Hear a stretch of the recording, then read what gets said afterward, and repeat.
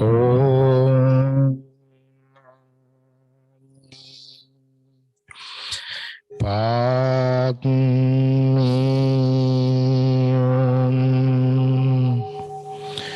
Om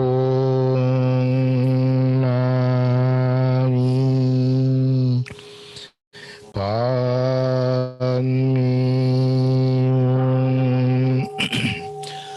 Om Nani Padme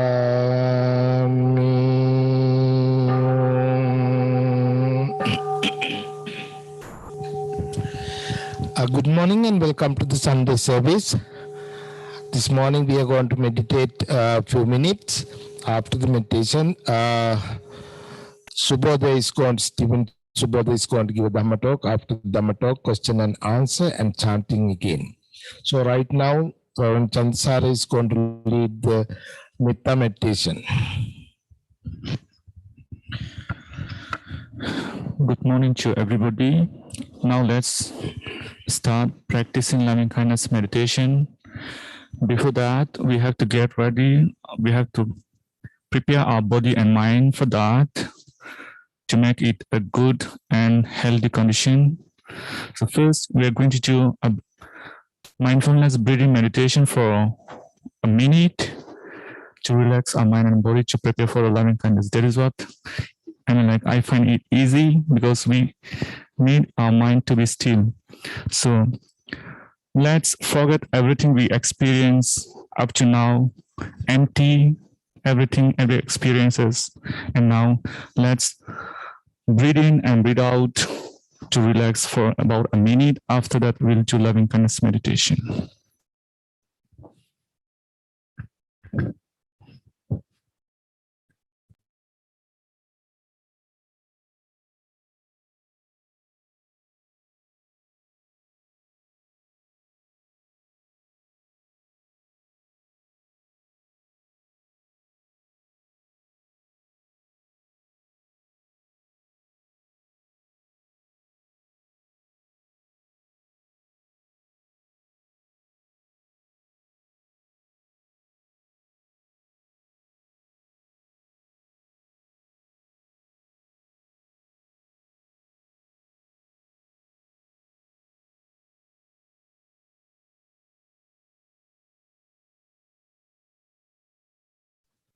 Now let's start spreading loving kindness thoughts in this way.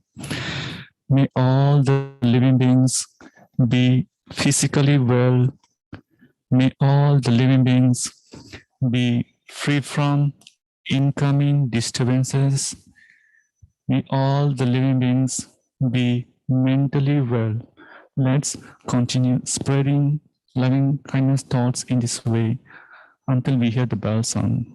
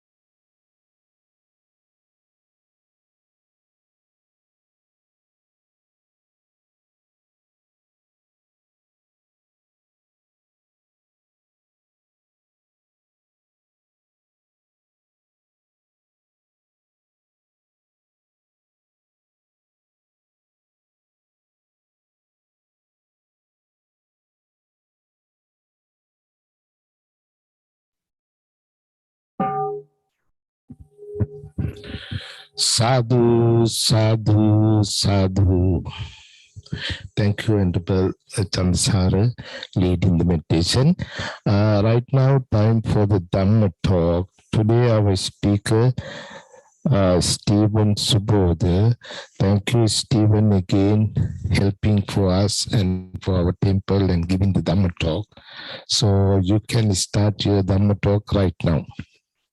Thank you, Bhante.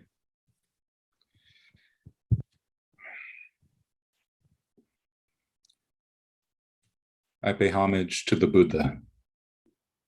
I pay homage to the Dhamma. I pay homage to the Sangha.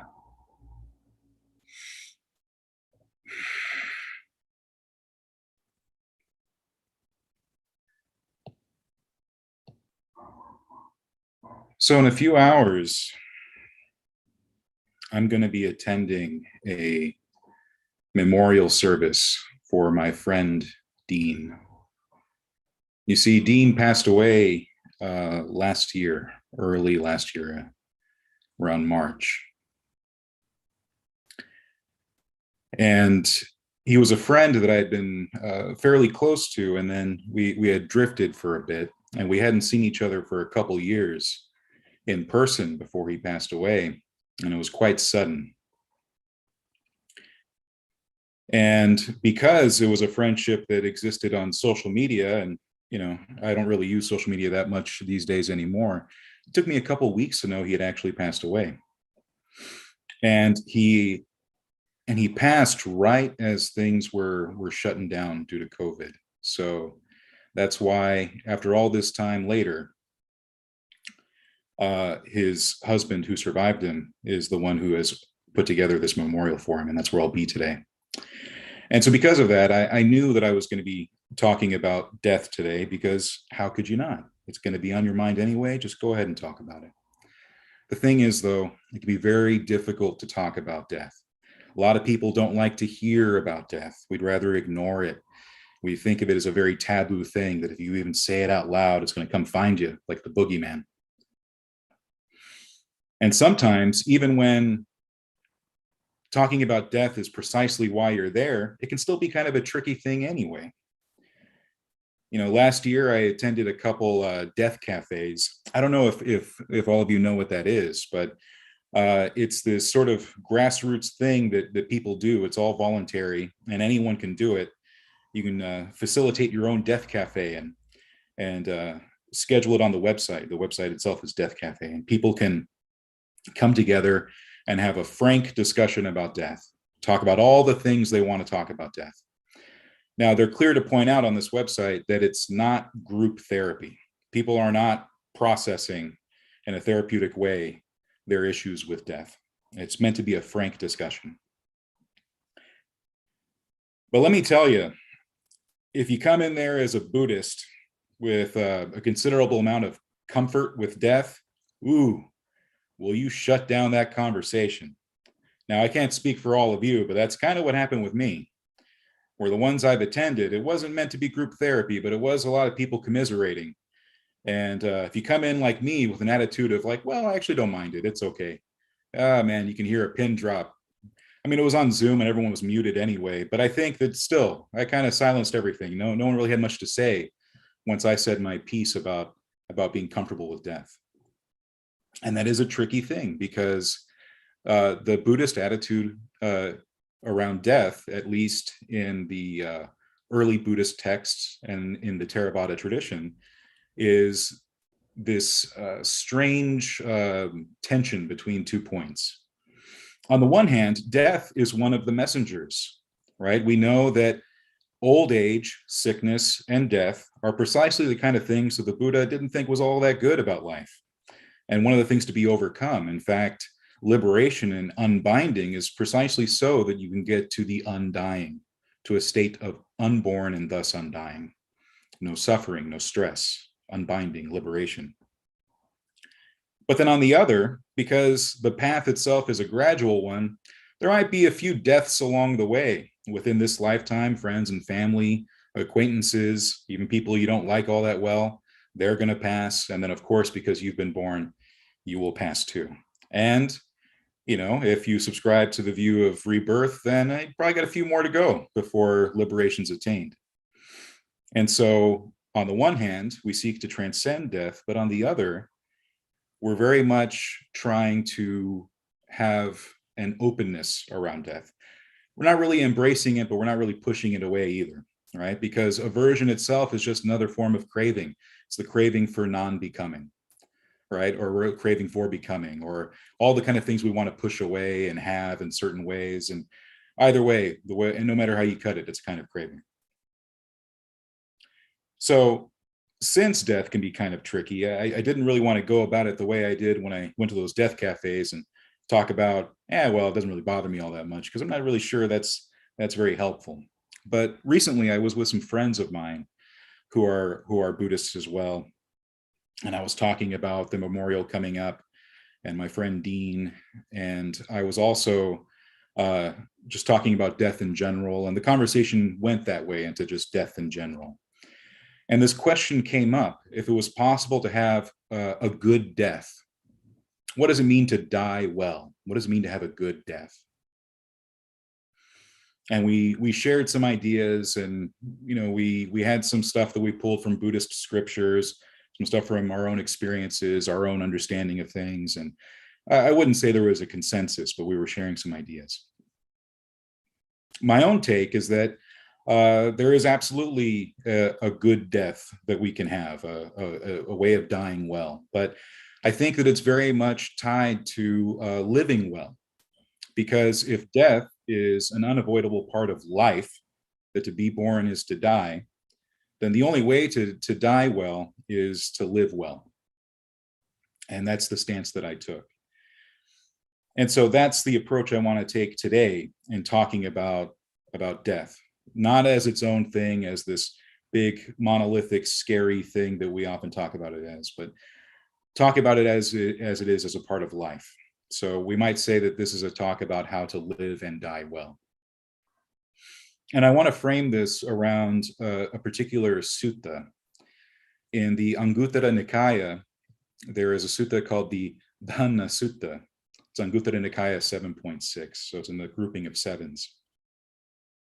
Now, dhanna has a DH in front of it, so it's not dana like generosity, but dhanna means treasure, or it can also mean wealth or riches. And so in this sutta, the Buddha is talking about 7 treasures. And they're treasures very much tied into living well. But I'm also going to frame it in terms of approaching death and dying well. And there are 7 of these treasures that the Buddha calls. And he says that there's the treasure of conviction, the treasure of virtue, the treasure of a sense of shame, the treasure of a sense of compunction, the treasure of listening, the treasure of generosity, and the treasure of discernment. Now, you'll notice that some of these are things that pop up quite a bit in other various lists in Buddhism.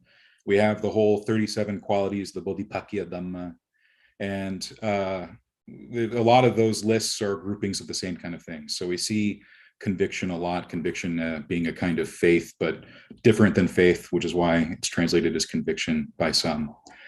Virtue being sila, the precepts and things like that. Generosity comes up a lot, discernment as wisdom, panya. Now, I do realize that because of Western culture, we have a tendency to pull back a bit from a sense of shame and a sense of compunction. So I'm also going to talk about those. I might even spend a little more time on those, because it's really not that way. In the West, we have a tendency to view shame as guilt, and guilt itself is a tricky thing, especially for those of us who come from a Christian and or Catholic background. Now, a sense of conviction, right? This I talked about previously last month, where conviction, or if I didn't talk about it last month, I did talk about it recently. Conviction is sometimes translated as faith.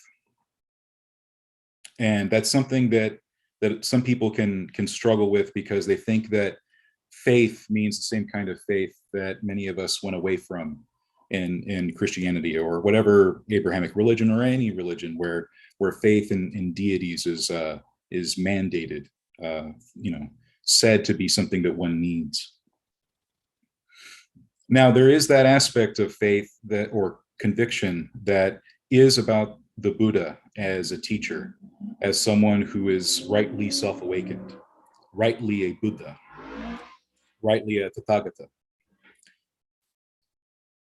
But more importantly, it's the fact that he was able to become unbound, become liberated, that he was actually able to overcome defilements, effluence, to reach the other shore by his own power, by his own will, by his own efforts, by his own skillfulness. Thus meaning that he as a human was able to do this, we being humans too are able to do that. So we have conviction in that way, which for me gives me a sense of purpose in life, a path that I'm following based on that conviction, based on that belief that my actions matter, that the things I do, beginning with the mind, thoughts being a kind of action, matter.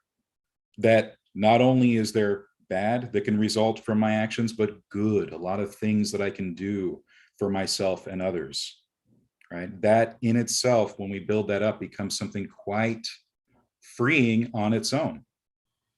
There's often talk of opening the Dhamma eye. The first taste of liberation is often just having that strong sense of conviction, right? Recognizing that we can be free, we can be liberated, we can overcome greed, aversion, delusion.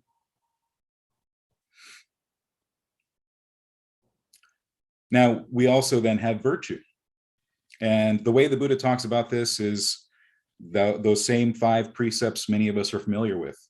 There is the case where a disciple of the noble ones abstains from taking life, abstains from stealing, abstains from sexual misconduct, abstains from lying, from taking intoxicants that cause heedlessness, right? This is the treasure of virtue. And I'll admit that when I first came to Buddhism, and even as I was practicing it for many years, I did struggle with the concept of precepts, because I was working against that view that they were a lot like commandments, things dictated, things that were forced upon people on how to behave and how to think and how to act. But in truth, we see that the very drive to follow precepts, to take on training precepts, comes from within, comes from inside us, not from without, not dictated from above, but within us. And that's why I'll move on and spend a lot of time talking about the sense of shame and sense of compunction. Because like I said, we have a tendency to think of shame as guilt, right? A lot of my family members are Catholic, and so there's that old saying about Catholic guilt that people feel. And the truth is, shame in this way doesn't mean that, right? We use shame because shame means recognizing that there are harmful things and harmless things that we can do. Same with compunction. In Pali, these two terms are hiri and ottappa. And I bring them up because when we talk about shame and compunction, those are English words that have their own meanings, their own baggage that we carry with us in our experiences. What's interesting about hiri is that, yes, it can mean shame, but it kind of means like a shyness as well, that you shy away from what's unskillful. You shy away from things that are harmful, because you recognize the things that are harmless and the things that are harmful. We might call this, rather than shame, having a conscience, a sense that our actions have an impact. Our actions actually have a causal relationship with ourselves and other people. So rather than thinking of it as shame in the form of guilt, we can think of this sense as a sense of having a conscience, right? Each one of us has our own little Jiminy Cricket hanging around somewhere in there, telling us some things here and there about our actions. Now, the way these things come up a lot of the time can be tricky. Because, for example, if I think of shame as guilt, what ends up happening for me is I can look at someone like my friend Dean, who I didn't see 2, 3, maybe more years before his passing, except for online. And part of that was because I thought that there was more time. That's one of the tricky things about death. We never know when it's going to come. So you spend a couple years not seeing a friend, and you think in your head, well, I'll get around to it eventually. I'll get around to it. And oddly, I found out that he had passed away because I was sitting around thinking, it's been a while since I've seen my friend Dean. I should probably, reach out to him and see if we can hang out in some time in the future once all this pandemic stuff settles down. You remember the beginning when we thought all this was going to be over in 3 weeks or so, maybe a couple months? So that's what I went to do. I thought I should reach out, see how he's doing. And I found out he had passed away. And so there can be this sense of guilt that, like, well, why wasn't I a good enough friend to go see this guy? Like, why didn't I reach out? Why didn't I try to make more effort in being a good friend? But if I look at shame in a different way, seeing it as conscience as it relates to virtue, remember that both shame and compunction relate to virtue. They're tied to this.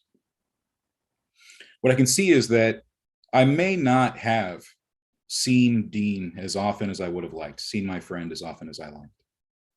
But if I was following the precepts, if I was taking these training rules seriously, if I was taking virtue seriously, then I can at least have a sense of integrity in terms of our friendship.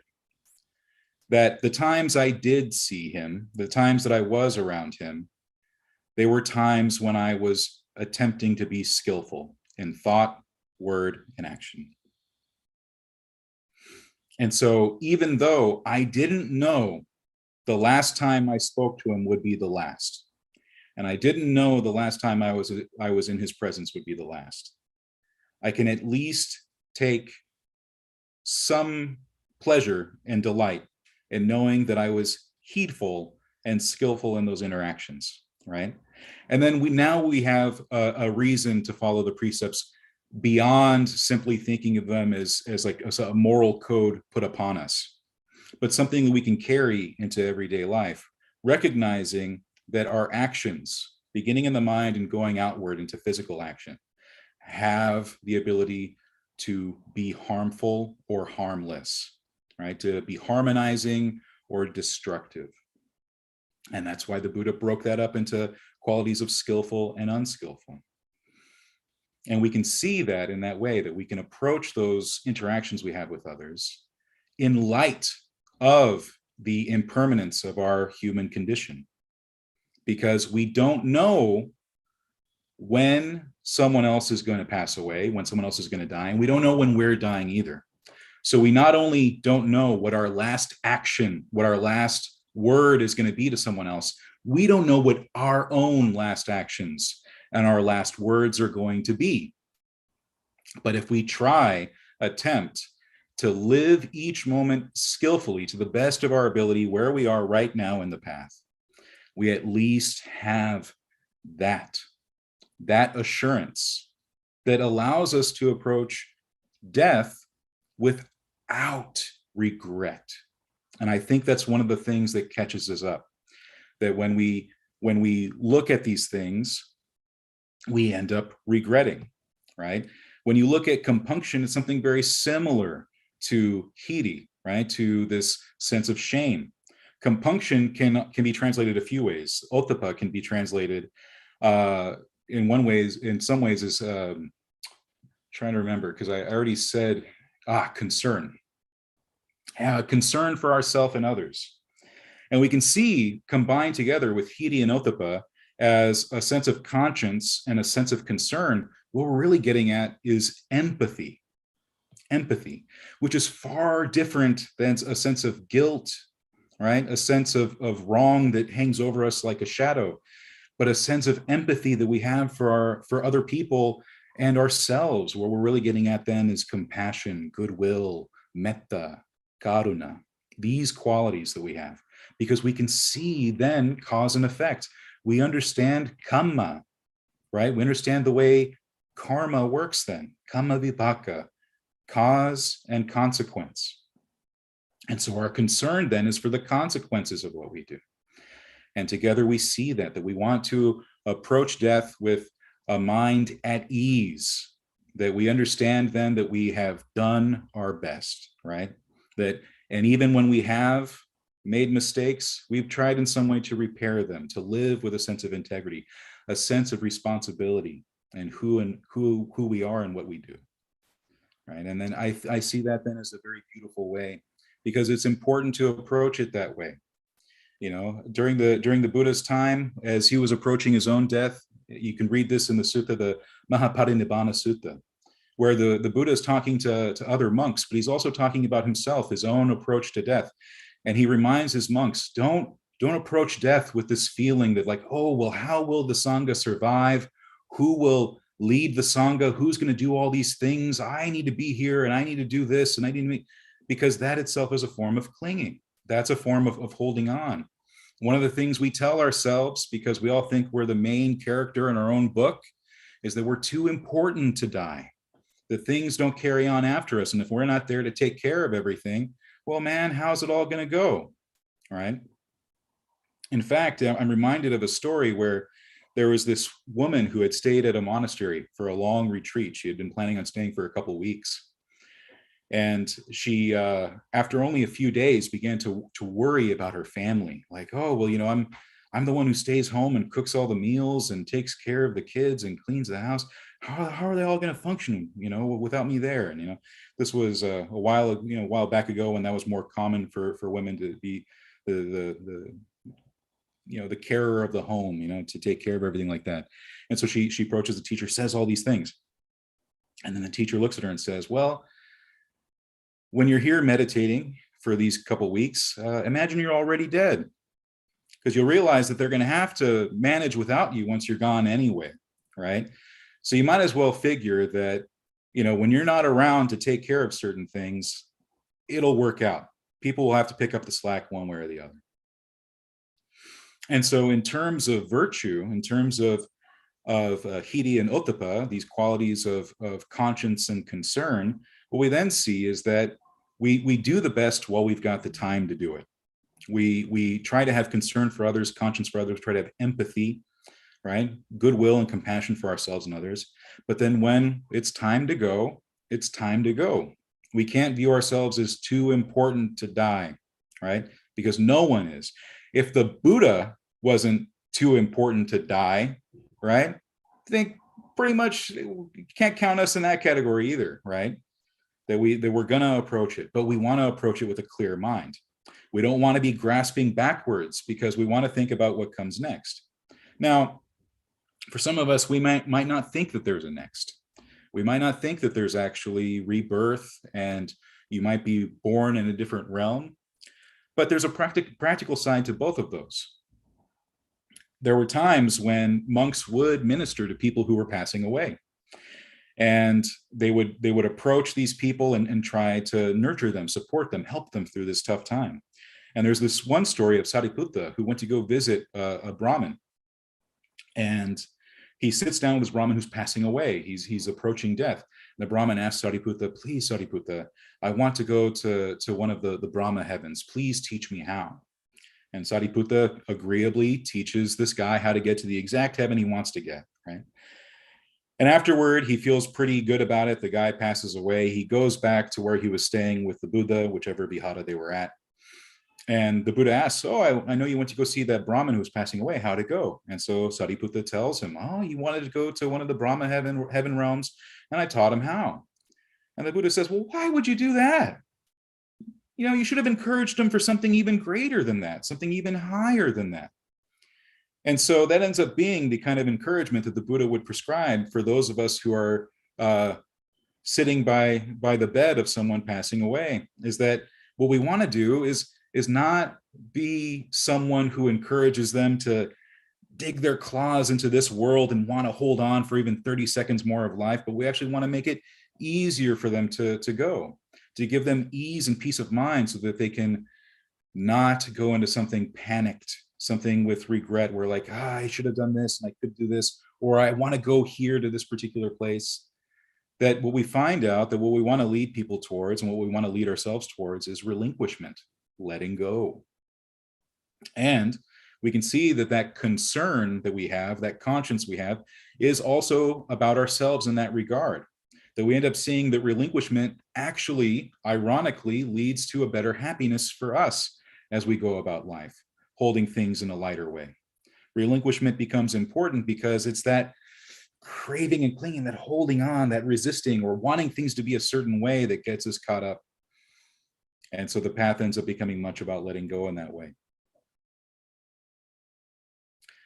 So that takes us to the treasure of listening, right? Which is, hey man, something we're all doing right now. Already gotten a head start on this one. There's a case where a disciple of the noble ones has heard much, has retained what he or she has heard, has stored what he or she has heard. Whatever teachings are admirable in the beginning, admirable in the middle, admirable in the end, that in the meaning and expression proclaim the holy life that is entirely perfect, surpassingly pure. Those he or she has listened to often, retained, discussed, accumulated, examined with his or her mind, and well penetrated in terms of his or her views. That is the treasure of listening.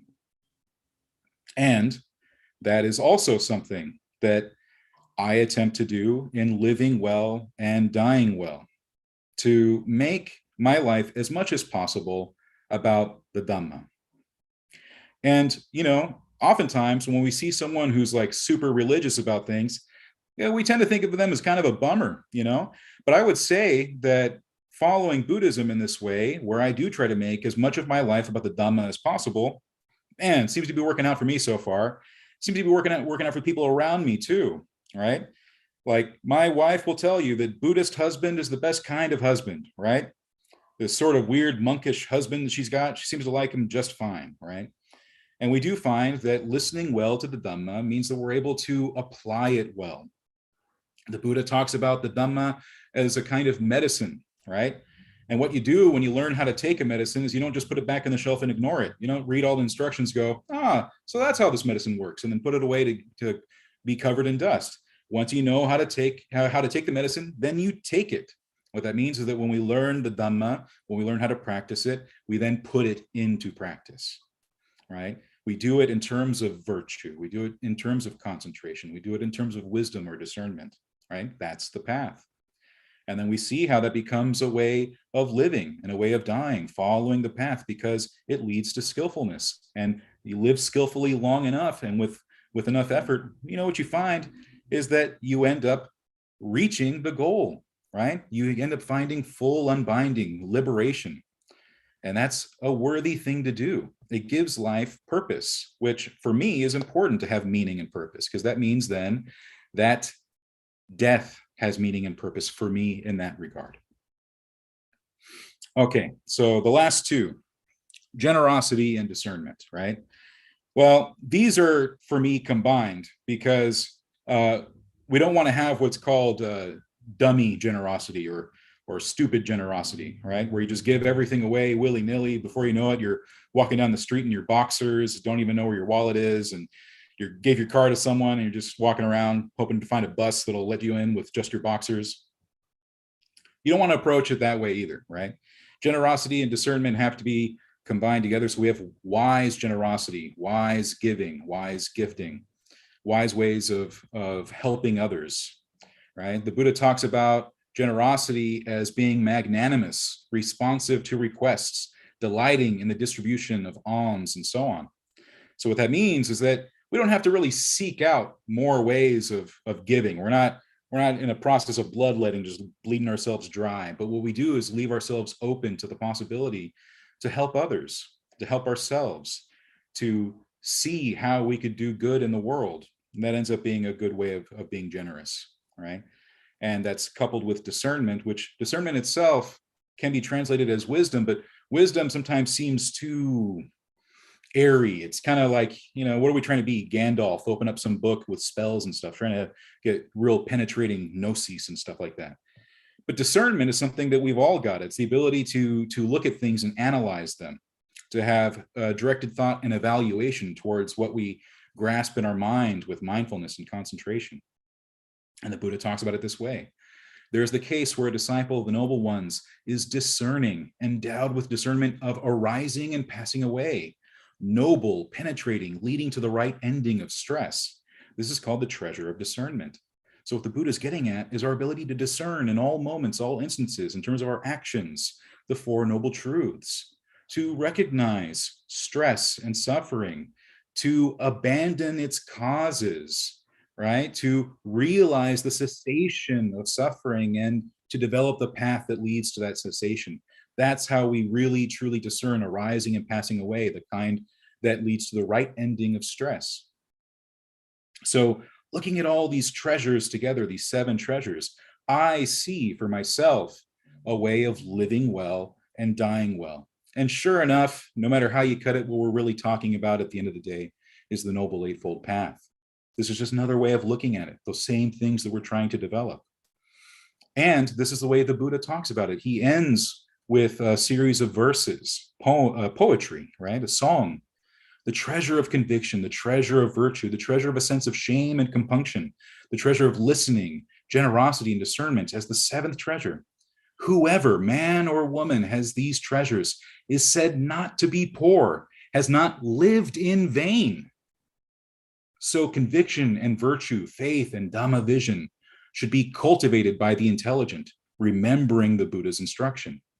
And that's what I'm attempting to do with my own life, remembering the Buddha's instruction so that I have not lived in vain, so that my life then becomes purposeful, so that my actions and the mental training that I do serve a purpose, right? The purpose of my liberation, and through that, helping others, encouraging others to also themselves find liberation.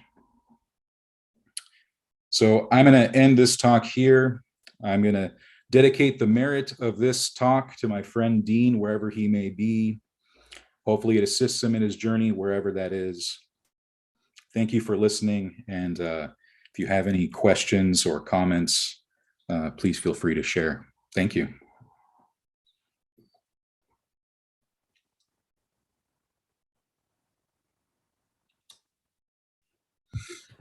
Thank you, Subodha.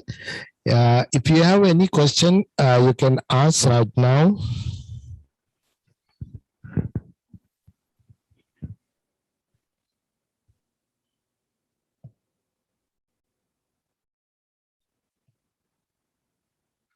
Okay, I see Selvin raising his hand. Go ahead, Selvin.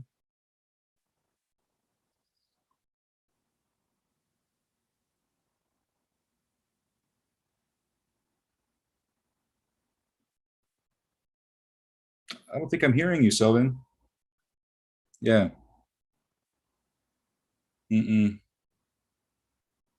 Okay. While Selvin is typing out his response, is there anything else anyone would like to share? It could be related to the talk. It could not be. It could be a comment, something you want to share from your own experience as well. Sean. Hey, thank you so much, Subodha. I personally underwent a double lung transplant about 8.5 years ago when I was 25, and I kind of had to face, when I was 18, I was diagnosed with a serious illness, and I really had to I had like a midlife crisis when I was like 18, 19, and I had to like really start thinking about death, and Buddhism has greatly helped me with that. And it's funny because when I hear about older people passing away, my response many times when people share that with me, it's kind of like, well, that's what happens. That's what they do, you know? And I can relate with you on that topic, you know, with that sentiment. But I just, you know, I had several friends pass. I'm a person in recovery of overdoses, you know, in the past 1.5 years during COVID, and it's been tough, but yeah, it makes what you spoke about, not having that sense of regret, telling people you love them, you know, not having that sense of regret, not only in terms of one's own life, but with leaving off with people, how you may never see them again, you know, and you want to live skillfully. I really appreciated you bringing that up. So thank you. Oh, thank you so much, Sean. And thank you for sharing so much of yourself in your response. I'm glad that you're still with us today. Yeah, you've overcome quite a lot. It's important though what we were talking about right now, because we see so much of the path being about living with a sense of integrity, and a real good sense of integrity, and also a sense of responsibility, right? That the Buddha didn't say that you couldn't find happiness, that the whole path itself is actually about true happiness, and that true happiness is always harmless, right? True happiness is always responsible. So then our actions do matter. They matter for ourselves as much as they matter for everyone else, right? We got to take care of ourselves in that way. And that's what the mental training ends up being precisely about. It's for the benefit of ourselves and others, in sense of the true happiness that is blameless and harmless. And yeah, that requires responsibility. Let's see, Selvin, wanting a good death, is that a type of clinging desire? Isn't death just death? Yeah, you know what? I think that's one of the things that gets a bad rap in Buddhism, because we tend to think endgame, right? We think that the desire in and of itself is bad.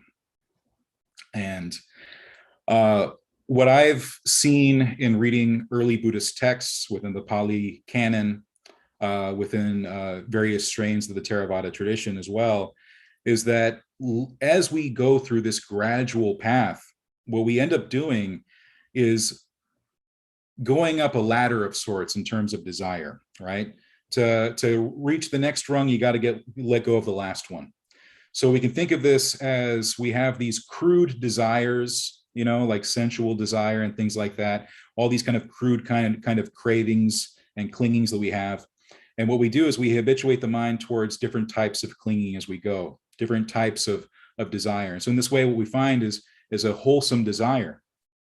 And what that means is that for much of the path, the desire to be liberated is a wholesome desire. The desire to develop in the path, to cultivate the mind, is a wholesome desire. And the truth is, much of the path wouldn't really be all that possible without that desire. One of my teachers says that, man, if you're going to be a meditator, if you're going to be a contemplative, you have to be downright gaga over meditation, man. You have to really want this stuff. And it's okay to want it. And so in terms of approaching death in a good way, it's about knowing when it's time to relinquish and what should be relinquished. And that's, again, where discernment comes in, that ability to know, to see what needs to be let go of and what needs to be held on to. And for many of us, where we are in the path, the very thing that we need to hold on to is the Eightfold Path. The Dhamma itself is what we're holding on to. That's why the Buddha called it a raft, right? While you're going across uncertain waters, and there's that possibility of being thrown into the waters and drowning, you hold onto that raft with all your might, right? You hold onto it tightly, because that's your safety, that's your refuge, right? That's a kind of desire right there, but that's a wholesome desire. That's something that's worth having right now. There will be a time when you approach that shore and it's time to let go. That's when you relinquish the path, right? That's when you're no longer concerned with those kind of things. You set them aside. And the Buddha gives it an example that once you've reached that shore and you're walking around, you're not going to drag that raft behind you. It doesn't make any sense to do it then. So in the Pali Canon, there are suttas where the Buddha is talking about desire in that way. The way an arahant, the way someone enlightened has given up desire. But then for the rest of us, as we are working on that liberation, working on that sense of unbinding, there are things that we're going to be holding on to, right? That will be our sense of me and mine, right? Things that we identify with. And so ironically for now, I would say it's totally okay to identify as a Buddhist developing the path, to hold on to the path as yours, because it is your refuge. It is your safety. It's what guarantees that wholesome, harmless happiness that we've been talking about. Yeah, so hopefully that's helpful.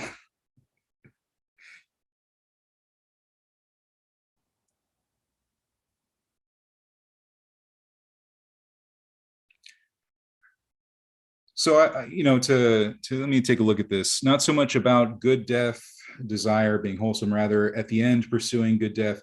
Death is just death, not labeling an untimely, bad, unfortunate. Well, in that sense, yeah, it is just death, right? like I said, as we each approach our own death, we're all going to have whatever response to it that in that time is skillful, right? And so death in itself can be seen as a kind of transition from one life to the next, or one life to nothing. But whatever attitude makes that the least harmful to us is the one we take, which means that if we need to look at death as just death to do that, then that is the skillful response, right? The beautiful thing about the Buddhist path is it's not a cookie cutter one. Discernment in that way is our own ability to investigate for ourselves and see what right now is the skillful response.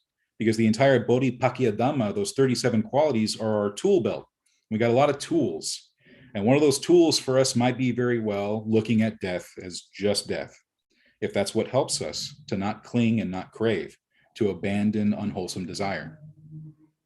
Yeah, so that would be my response to that. Subodha. Yes.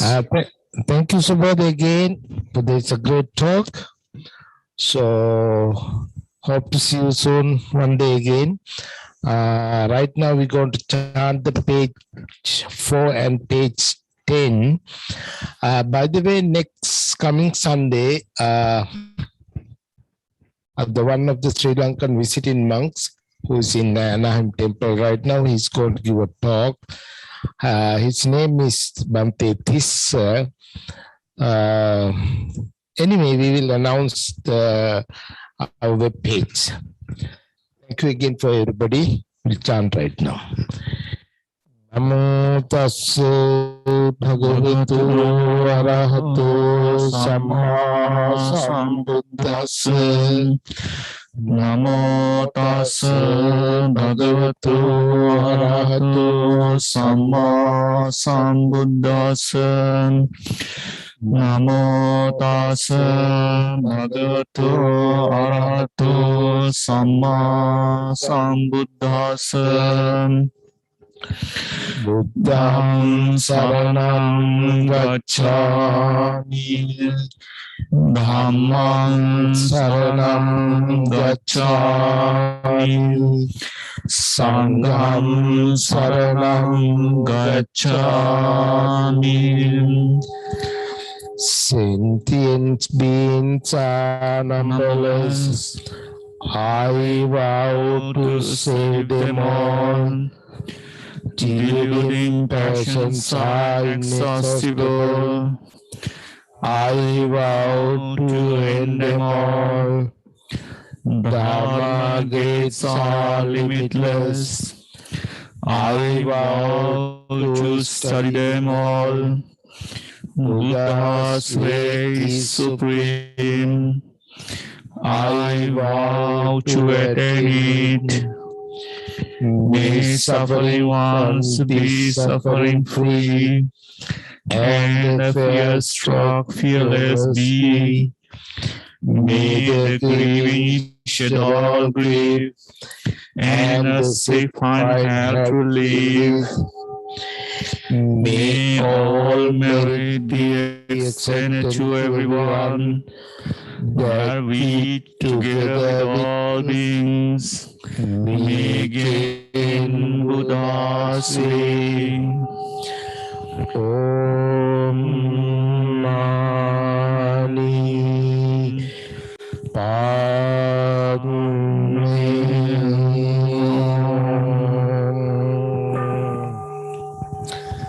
By the power of the Buddha, Dhamma and Sangha, by the power of all the Bodhisattvas, you all be well and happy. Sadhu, sadhu, sadhu.